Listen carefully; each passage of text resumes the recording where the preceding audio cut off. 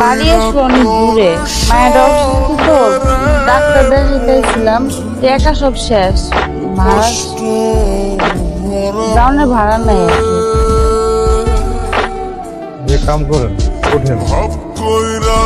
আমি তো কইলাম আমার কোনো টাকা নাই, আমি ভাড়া দিতে পারবো না। টাকা লাগবো না, উঠেন।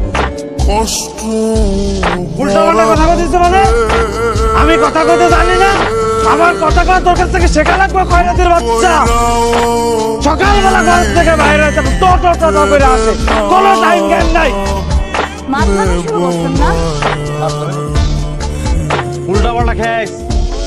এই তোর বাপের টাকায় খাই, আমি তোর বাপের টাকায় খয়রাতির বাচ্চা।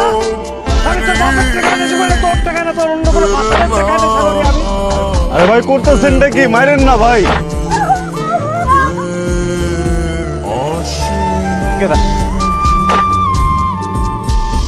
তুই কেনা আমার ঘরের নতুন লাগ। ভাবি বসে আছেন?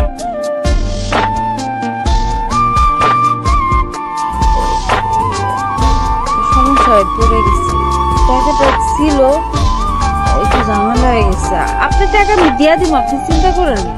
কি ব্যবস্থা হয়নি? অফিসের বস কি শুনবো আমার কথা? আমার মেয়ের বাপ গেছে গঞ্জে কাপড় নিয়ে, সে কাপড় বিক্রি করে আসলে টাকা পাইবো, টাকাটা লয়ে আপনার কাছে। শোনেন ভাবি, টাকা নেওয়ার জন্য কত পথ হলেন স্বামীরে নিয়ে, বললেন একটা কিস্তিও মিস হবে না। আপনার স্বামীও কত কথা বললো বিদেশ যায় সব টাকা দিয়ে দিব। কই, আপনার স্বামী তো সব টাকা নেশা করে শেষ করে দিয়েছে। আজকের মধ্যে আপনার সব টাকা নিয়ে অফিসে আসবেন। আমার কথা কি বুঝতে পারলেন ভাবি? জি ভাই, আমি বুঝতে পারছি। আমি কত রাইট কি হোক চলাম, টাকাটা নিতে আসলাম। কি খবর, আছো কেমন তুমি? ওয়ালাইকুম সালাম। এই দেখা হয়ে ভালো হয়েছে। এলাকার পরিবেশ তো রাখতে নষ্ট করে ফেলে। চাচা আমি তো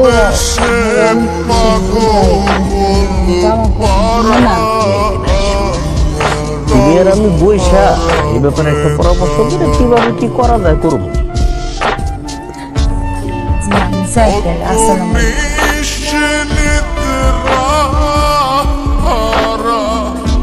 সালাম আলাইকুম।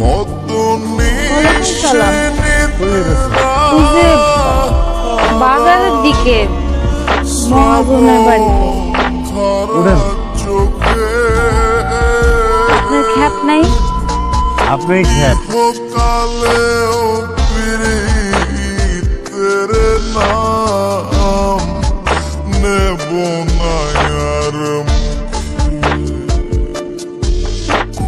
কত টাকা?